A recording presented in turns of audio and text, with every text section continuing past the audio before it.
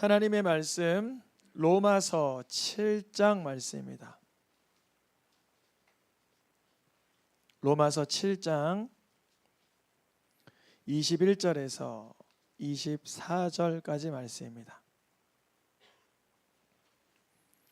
한 절씩 교독하여서 읽겠습니다. 제가 먼저 로마서 7장 21절을 읽겠습니다. 그러므로 내가 한 법을 깨달았노니 곧 선을 행하기 원하는 나에게 악이 함께 있는 것이로라. 내 속사람으로는 하나님의 법을 즐거워하되 내 지체 속에서 한 다른 법이 내 마음의 법과 싸워 내 지체 속에 있는 죄의 법으로 나를 사로잡는 것을 보는도다. 오호라 나는 곤고한 사람이로다. 이 사망의 몸에서 누가 나를 건져내랴. 아멘. 우리가 2월달 죄의 지속성과 의의 영속성 이러한 주제로 말씀을 듣고 있어요.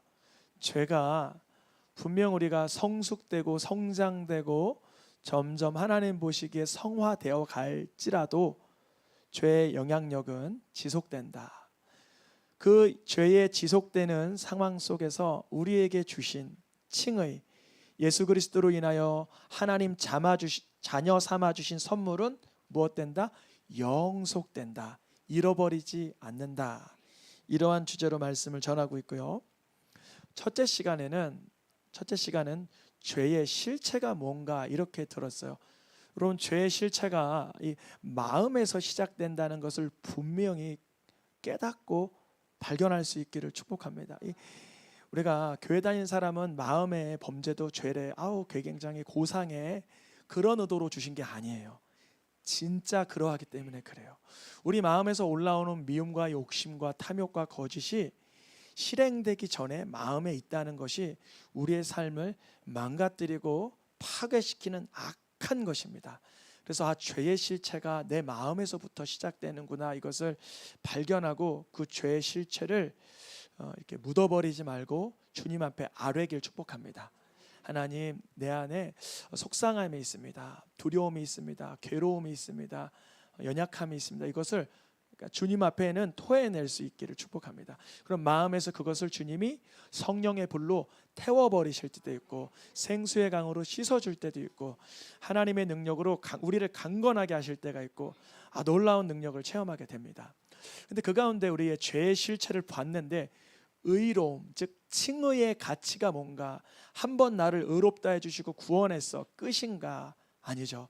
우리가 죄의 실체가 마음에서 드러날 때마다 우리에게 주신 그 하나님의 자녀 삼아 주신 의롭다 하시는 그 가치는 그 죄의 실체를 충분히 공격하고 이겨내고 죄의 실체를 파괴할 수 있는 능력이 칭의에 있습니다. 칭의. 우리 이럴 때 있어요. 그럼 그렇지, 내가 뭘 바뀌긴 뭘 바뀌어, 나라는 놈이 뭐 고작 이 모양이지 하면서 자신을 깎아내릴 때가 있어요. 자신을 좀 죄책감 때문에, 자책감 때문에 그냥 하염없이 어두움 가운데 미끄러질 때가 있어요. 그때 하나님이 우리를 의롭다 하신 이유는 우리가 행동을 선하게 해서, 우리가 삶을 괜찮게 살아서 의롭다 하신 것이 아니라는 거예요. 우리를 의롭다 하신 것은 우리의 선한 행위에 있지 않고 하나님의 자비하신 은혜와 예수 그리스도의 보혈에 있다는 거예요. 그래서 우리가 아무리 하나님의 뜻대로 살려고 하지만 때로는 넘어질 때가 있어요. 패배할 때가 있어요. 그때 의의 가치, 칭의, 나를 의롭다 하신 이유는 나의 행함에 있지 않고 하나님의 자비하심과 예수 그리스도의 피값에 있는 걸 알고 그 의로움으로 죄를 계속적으로 버려가고 죄를 이겨가는 것입니다. 오늘은 좀 실제적인 얘기를 하려고 해요. 칭의와 죄성의 싸움. 오늘 말씀의 제목은 칭의와 죄성의 싸움입니다. 우리는 이 땅에서 죄의 유혹으로 매번 실수하는 인생이지만, 하나님은 우리를 왜 의롭다 해주셨냐면 예수님을 믿음으로 의롭다 해주실 거예요. 내가 가치 없는 삶을 살았고 무절제한 삶을 살았을지라도 예수님이 나를 위해 대신 피 흘려 주신 그 보혈로 의롭다 해 주신 것입니다. 우리는 첫째 주에 죄의 심각한 비참함을 깨달았어요. 처음에는 잘 몰라요. 이러다가 내가 파멸까지 갈 거를 생각을 못 해요. 우리 인간은 연약해서 그래요. 근데 사단 마귀는 잘 알고 있어요. 나만 따라와, 사단 마귀의 미혹만 따라와, 그러면 널 결국 파멸시켜 줄게. 이렇게 속삭이고 있는데 우린 그걸 듣지 못하고 죄가 정말 내가 좋아서 짓는 줄 알고 정말 나에게 죄가 유익한 줄 알고 죄를 행하며 삽니다. 그런데 결국 그 죄로 인한 파멸의 그 끔찍함은 우리가 다 뒤집어 쓰게 되어 있어요. 예수 믿지 못한 어떠한 결과, 예수님 따라가지 못한 그러한 결과는 사단 마귀가 우리에게 뒤집어 씌우려고 하는 것이죠. 하나님께서는 우리에게 율법을 통해서 뭘 깨달아라? 죄를 깨달아라. 하나님 말씀을 잘 읽어야 되는 이유는 뭐냐면, 첫째는 내가 하나님 앞에 참 비참한 연약한 존재라는 것을 발견케 하시기 위함입니다. 우리가 얼마나 때로는 흉측하고 연약하고 허약하고 비참한지를 율법을 통해서 세세하게 알아가기를 원하세요. 근데 우리가 죄를 깨닫고 누구를 믿어요? 예수님을 나의 그리스도로 믿어요. 한번 따라해 볼까요? 예수님을 나의 그리스도로 믿습니다. 이 그리스도라는 단어가 참 중요해요. 저의 백성을 그의 죄에서 구원할 자는 예수님인데, 그 예수님을 나의 구원자로 받아들이는 것을 예수님을 그리스도로 믿는다라고 하는 것입니다. 예수님을 믿게 된 우리는 이미 하나님의 자녀된 그런 자격을 부여받았습니다. 한번 서로 인사 나누면 좋겠어요. 하나님 자녀 되셨음을 축하드립니다. 그럼 이렇게 돼요. 내가 뭘 했다고? 나 교회 나온 지 얼마 안 됐어. 내가 뭐 선하게 산 게 있어? 내가 무슨 하나님의 자녀 될 만한 내가 선량한 행동을 했을까? 아직까진 그런 말 하지 마. 어색해. 그런데 하나님께서는 우리가 행위로 자녀 삼아 주셨다고요? 아니면은 예수님을 믿음으로 자녀 삼아 주셨다고요? 예수님을 믿음으로. 그러니까 어색하지 않아도 돼요. 어떤 분들은 또 어색하지도 않아. 당연하지. 내가 하나님 자녀지. 내가 교회 생활 얼마나 많이 했는데, 내가 얼마나 다른 사람보다 그래도 윤리적으로 도덕적으로 괜찮은데, 이렇게 여기는 게 사실 안타깝지만 더 안 좋은 거예요. 차라리 내가 무슨 하나님 자녀야, 이게 더 하나님 보시기에는 훌륭한 거예요. 내가 내 행위로 말미암아 그래 내가 하나님 자녀지라고 여겼다면 거기서 빨리 헤어나와야 돼요. 왜냐하면 그거는 하나님이 원하시는 것은 아니었어요. 하나님이 기뻐하는 건 뭐냐면, 내가 하나님 자녀 삼아지지 못한 연약한 자이지만 하나님의 은혜의 최정점인 예수님으로 인하여 자녀 삼아졌다라는 것을 기뻐하고 감격하라는 것입니다. 아브라함이 여호와를 믿으니 이를 그의 의로 여기시고, 아브라함이 하나님 앞에 의롭다라고 여김을 받을 때 율법이 없었어요. 할례 받지 못했어요. 그는 여전히 죄인이었어요. 아브라함은 자연인이었어요. 심지어 아내랑 잠자리 하지 않고 첩이랑 잠자리 했어요. 그래서 이스마엘을 낳았어요. 그가 아내를 위경해서 도와주지 못하고 내 아내 아니에요, 데려가세요, 이런 정도였어요. 누가요? 아브라함이. 그러니까 얼마나 끔찍한 자였어요. 우리가 보기에는 하나님의 자녀가 아니라 사단 마귀의 자녀죠. 그런데 하나님은 아브라함이 누구를 믿으니? 여호와를 하나님을 믿으니 그것의 의라고 얘기하셨어요. 우리가 하나님을 믿는 것, 창조주를 믿는 것, 하나님을 신뢰하는 것, 그분의 은혜와 자비를 인정하는 것, 그래서 나를 대신하여 십자가에 달린 예수님이 나의 모든 허물과 저주와 심판을 모면시켜 주신 나의 그리스도라고 믿는 것, 그것이 하나님의 자녀된 자의 증명입니다. 그것이 우리의 증거예요. 우리가 예수님을 믿어 의롭다라고 여김을 받았는데 여전히 죄성은 남아있다는 거예요. 예수님을 믿어 의롭다라고 여김을 받았는데 죄의 습관과 유혹은 여전해요. 이제 어찌하면 좋습니까? 우리는 구원받기 위해서 죄와 싸워야 됩니까? 아니죠. 구원받은 자로서 자녀의 권세를 사용할 뿐이에요. 때로는 못 사용할 때 있어요. 혈기와 분노가 훅 올라오는데 옛날 습관처럼 뭐 욕이 나가고 주먹이 나가고 분노가 나갈 수도 있어요. 그렇다고 너 행동 보니까 이제 하나님 자녀 아니야, 그렇게 말씀하실까요? 그렇지 않으세요. 그때 뭐라고 말씀하셨냐면, 주님은 우리의 그 허약한 죄성의 모습을 보면서 예수님이 날 위해 흘리신 피의 가치를 분명히 알아가길 원하세요. 예수님은 사람들이 뺨을 때리고 채찍질을 해도 분노하지 않으셨다는 그 복음을 다시 세밀하게 묵상하게 하세요. 여러분, 누군가 나를 모멸감을 주고 아주 짓밟았어요. 그때 나도 모르게 나도 똑같이 안갚음 해주고 싶은데 떠오른 말씀이, 예수님이 어린 양처럼 묵묵하게 십자가를 지셨다는 말씀이 떠올라요. 그때 예수님의 가치가 드디어 나에게 활력 있게, 운동력 있게 내 안에서 움직이기 시작하는 것입니다. 이 땅에서 죄의 성향이 있는 것으로 인하여 도리어 예수님의, 하나님의 자녀된 그 고귀함이 분명히 발견되는 거예요. 분명히 발견돼요. 죄의 유혹은 이 땅에서 만만치 않게 공격을 합니다. 왜냐하면 사단 마귀는 우리가 예수님을 믿고도 천국 가는 건 알지만 이 땅에서만큼은 못 누리게 해요. 우리 서로 바라보면서 마음껏 누리길 축복합니다. 인사 나누면서 마음껏 누리세요. 예수님 믿고 마음껏 누리세요. 예수님을 믿고 마음껏 누려야 돼요. 그분의 사랑을, 그분의 능력을, 그분의 은혜를, 그분의 치유를, 그분의 회복을, 그분의 완전함을, 그분의 거룩함을, 그분의 풍성함을, 그분의 자유함은, 그분의 진리를, 그분의 동행함을, 그분의 모든 것을 마음껏 누려야 돼요. 사단 마귀는 너가 죄인인데 뭘 누려? 거기서 멈춰. 너가 무엇 할 수 있겠어?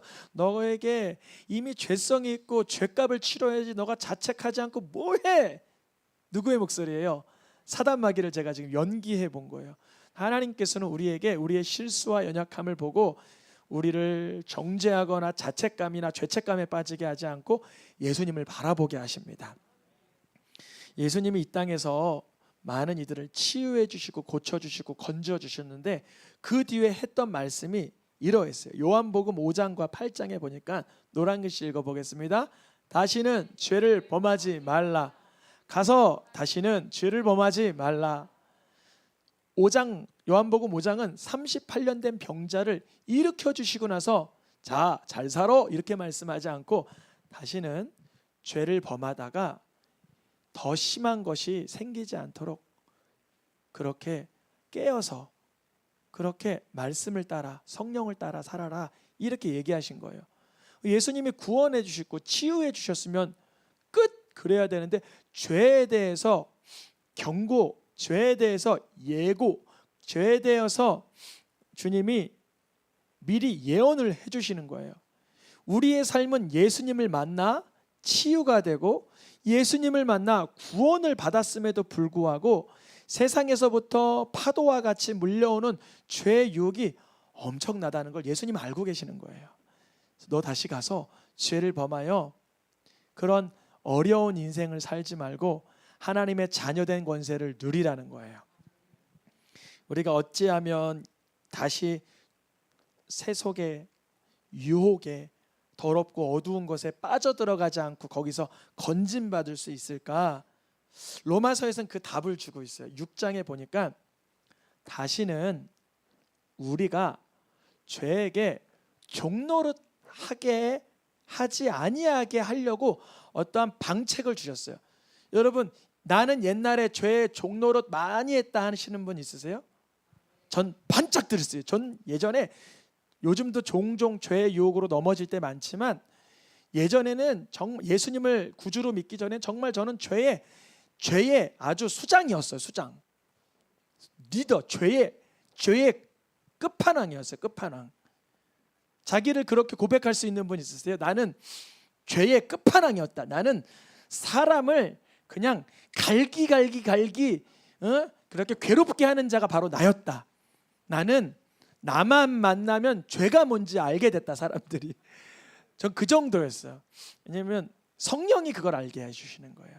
사람은 몰라. 사람은 아이고 너가 7째 중에 4째 아주 훌륭한 장남이고 교회 생활 잘한다며 이렇게 쓰다듬어 줬지만 속에는 뭐가 있었냐면 음흉과 더러움과 만용과 욕심과 탐욕과 증오와 혈기와 교만과 오만과 수도 셀 수 없을 만큼 죄가 저를 도사리고 있었어요.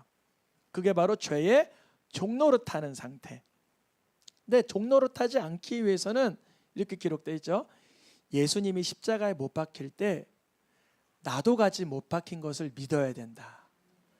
예수님이 십자가에서 달려 죽으실 때 2000년 전에 혼자 죽으신 줄 알았지만 예수님의 마음 가운데는 2023년 2월 19일을 살고 있는 나라는 존재를 알고 계셨던 거예요. 그분은 신이기 때문에, 하나님의 아들이기 때문에 수천 년 뒤에 죄의 오물덩어리 속에서 허우적 헤어나오지 못할 날 아시고 십자가에 죽으신 거예요. 그때 제가 성령으로 내 죄를 조명받아 죄의 끝판왕이 나라는 걸 믿는 순간, 깨달은 순간 예수님의 십자가를 볼 때 내가 함께 못 박혔음을 인정하게 됩니다.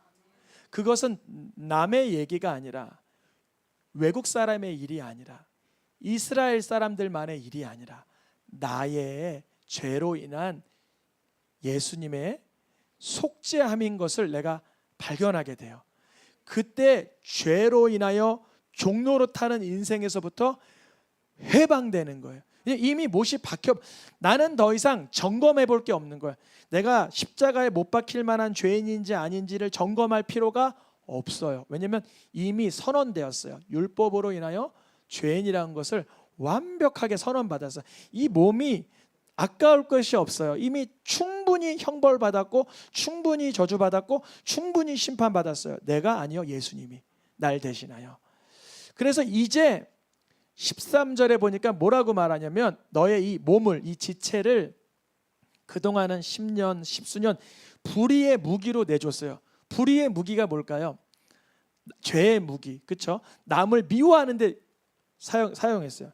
제가 어떨 때는 애들이 저를 하도 귀찮게 하면 눈에서 뭐가 나갈까요? 레이저. 보셨어요, 레이저? 근데 저는 그걸 단속하려고 뭐라냐면 주님, 내 레이저가 나갈지언정 그냥 멍한 상태가 되게 해주세요. 속에서 막 열불이 날 때도 있지만 도와주세요, 막 그래요. 그러면 아이가 또 부탁하고 12번째 부탁할 때는 아빠 잘 모르겠다 이렇게 돼요. 원래는 어떻게 돼요? 몇 번이고 오냐? 막 이래야 되잖아요. 그럼 레이저가 나가면 아이가 상처받고 의기소침해지고 낙심하게 되면 성경에서 아비들아 자녀에게 노엽게 하지 말고 낙심하게 하지 말라 그러는데 그걸 내가 어긴 거예요. 그러니까 내가 그렇지 않으려고 내 몸이 십자가에 못 박힘을 인정하고 나를 내려두는 거예요. 왜냐하면 내 몸에서 뭐밖에 안 나가니까. 분명히 확실한데 죄밖에 안 나가니까. 내가 살아있으면 죄가 나가는 걸 내가 알아요.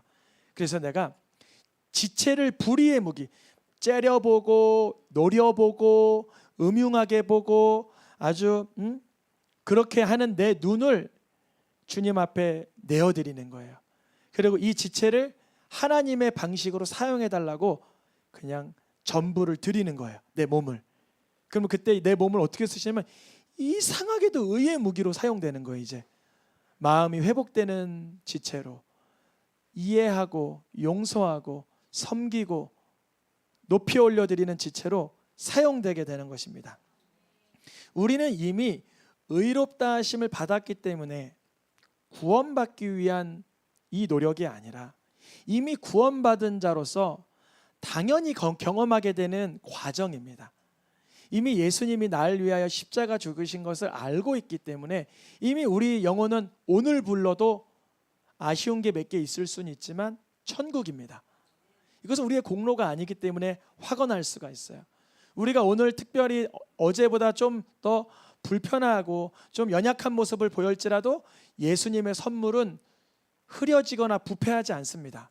예수님이 주신 우리에게 주신 칭의 의롭다 하심은 고스란히 우리에게 하나님의 자녀라는 이름을 부여해 주십니다. 그런데 죄의 그 성질, 이 육체에 남아있는 죄의 성향은 우리를 계속 이 땅에서 못 누리게, 하나님의 자녀된 성향을 못 누리게 끌고 가려고 합니다. 그때 내가 이미 예수님과 함께 십자가에 못 박혔음을 인정하고 하나님께 내어드리려는 이 과정 가운데 우리가 성화되게 돼요. 예전에는 경험해 보지 못했던 아름다운 마음들을 맛보게 됩니다. 성경에서는 그래서 예수를 바라보라 그래요. 누구를 바라보라? 예수를 바라보라. 너희가 죄와 싸우되 무엇 흘리기까지? 피 흘리기까지 안 싸워봤다면 예수를 바라보라 그래요. 우리가 죄와 싸우려면 내 피가 흐를 정도로 노력하진 않잖아요. 최소한 내가 피해는 안 보려고 할 정도에서 죄랑 싸우는데 아직까지 피 흘리기까지 싸워보지 않았다면 예수를 바라보라 그래요. 예수님이 날 위해 피 흘리신 그 마음이, 그 사랑이 얼마나 폭포수와 같이 우리에게 쏟아지는지. 나는 옆에 이웃을 위해 가시 하나 바뀔 수가 없는데 어저께 아이들이랑 저녁을 먹는데 치킨을 시켜 먹었어요. 치킨이 잘못 온 거예요. 우리는 뭐 프리미엄 뭐 이런 거 시켰는데 얘가 덜 프리미엄으로 온 거예요. 왜냐면 이게 두 가지 맛으로 와야 되는데 한 가지 맛으로 왔어요. 화가 나요? 화가 안 나요? 여러분 만약 화가 안 나면 여러분은 성화된 거예요. 근데 저는 좀 속상했어요. 아니 난 매콤한 거 먹고 싶은데 매콤한 게 안 왔어. 그런데 주님이 이런 마음 주세요.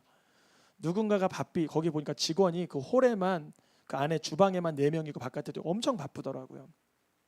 그 바쁜 중에 실수한 거지만 작은 것 하나에 우리가 배려하고 용서하고 그들의 마음을 이렇게 보듬어 줄 수 있다면 주님은 그것을 잊지 않겠냐, 이런 마음을 주시는 거예요. 그래서 괜찮아 절대 그 사람 마음 어렵게 하지 말고 그냥 상황만 알려드리고 다 괜찮다고 얘기해 그랬어요. 근데 이제 치킨을 먹다 보니까 애들이 잘 먹어. 애들이 매운 거 먹어요, 안 매운 거 먹어요? 부족한 거예요. 만약에 매운 게 왔으면 어떻게 될 뻔했어요? 더 부족하죠. 주님은 아시고 매운 걸 빼놓은 거예요. 근데 거기에 제가 화냈다 봐요. 인간관계도 망가져, 하나님께 대한 마음도 민망해, 애들도 부모의 모습 보고 닮은 게 없어. 주님은 우리가 죄의 종로로 타던 인생에서 점점 성화되며 누리기를 원하세요. 기뻐하며 화평하며 자유하기를 원하십니다.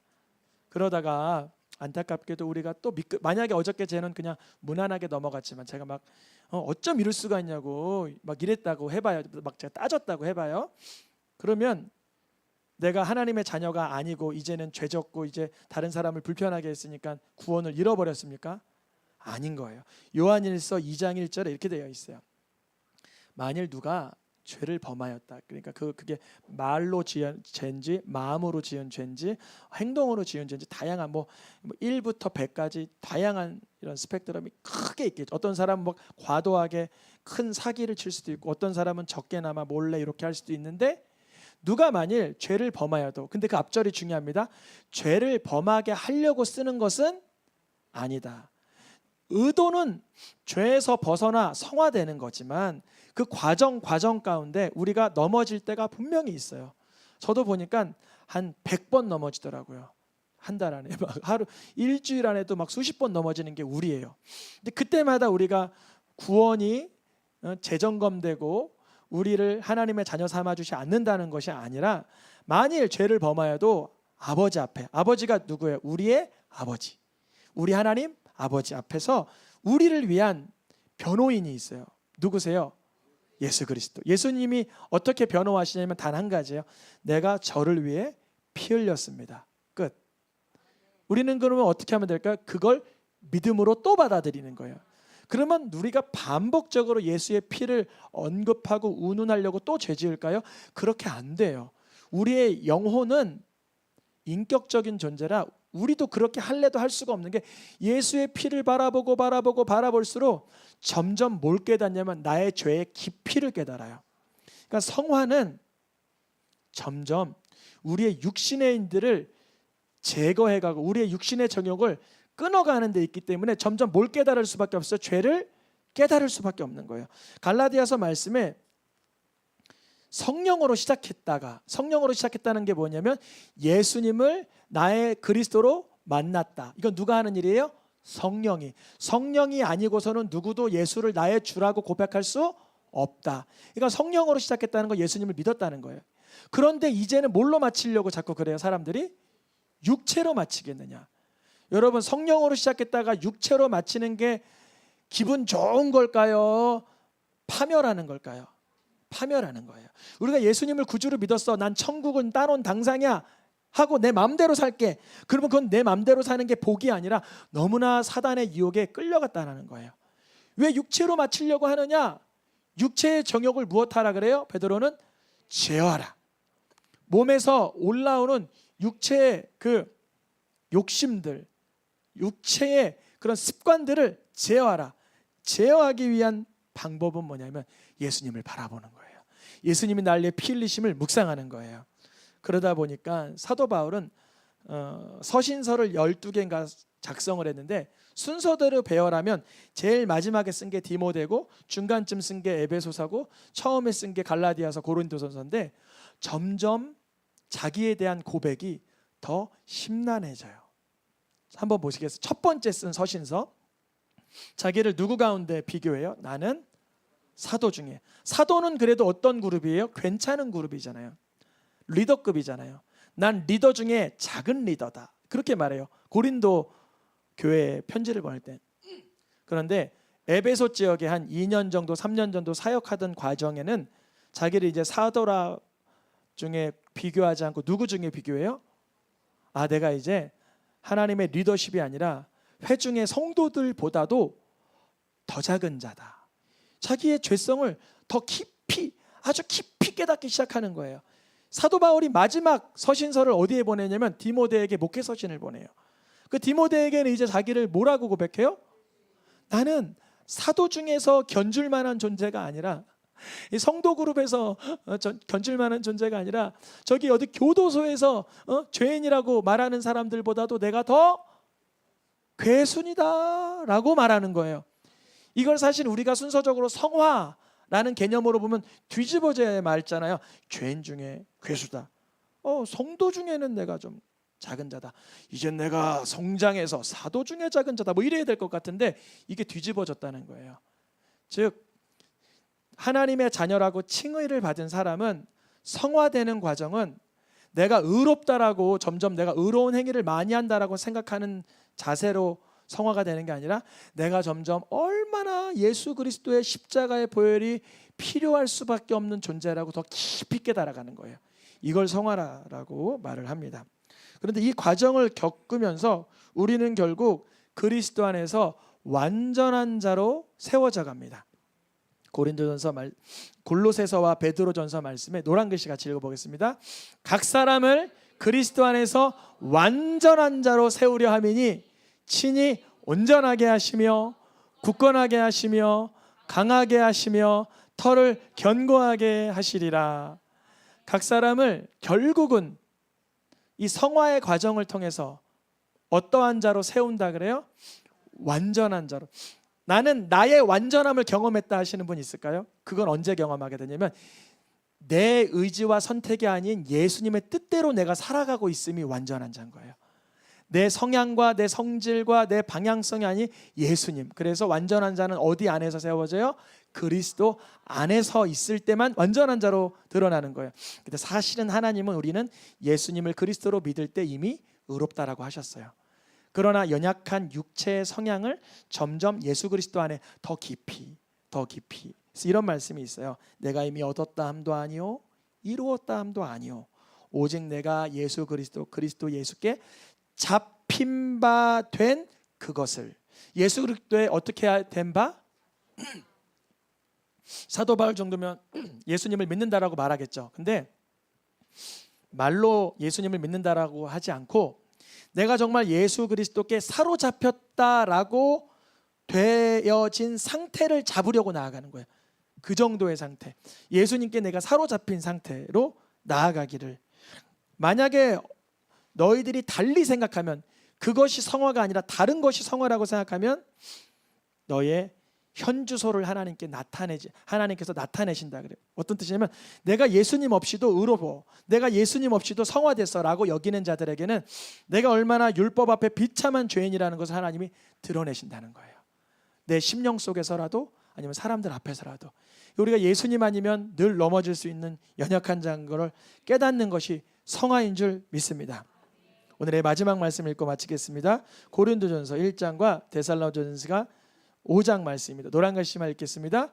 책망할 것이 없는 자로 끝까지 견고하게 하시라. 잠깐만요. 책망한 것이 없는 자로 끝까지 견고하게 하게 되는 그날이 언제일까요? 예수 그리스도의 날. 그날이 예수 그리스도의 날인 거예요. 내가 예수 그리스도에 사로잡혀 그 안에서 깊어지다가 어쩌면 좋아, 책망할 것이 하나 없네, 내가 왜 이렇게 견고하게졌지? 예수님의 나의 그리스도 되심이구나. 그날인 거예요. 우리의 영혼만 회복되는 것이 아니라 오늘의 마지막 말씀 읽고 마치겠습니다. 너희의 온 영과 혼과 몸이 우리 주 예수 그리스도께서 강림하실 때 흠없게 보존되기를 원하노라. 아멘. 예수님을 믿고 세상의 타락과 쾌락으로 내 육체가 원하는 대로 살면 영혼 몸이 흠없게 보존되는 게 아니라 흠 많게 보존되겠죠. 그러나 예수님을 내 주로 믿고 주님 오시는 그날까지 나의 육체대로 살지 않고 예수 그리스도의 인도하심을 받아 살려고 하면 점점 온전하게 되고 견고하게 되고 완전하게 되는 기쁨을 누리게 하십니다. 우리의 영이 깨끗해지고 혼이 자유하게 되고 몸이 강건하게 되는 그 흠없게 보존되는 능력을 이 땅에서 누리게 하실 줄 믿습니다. 찬양하며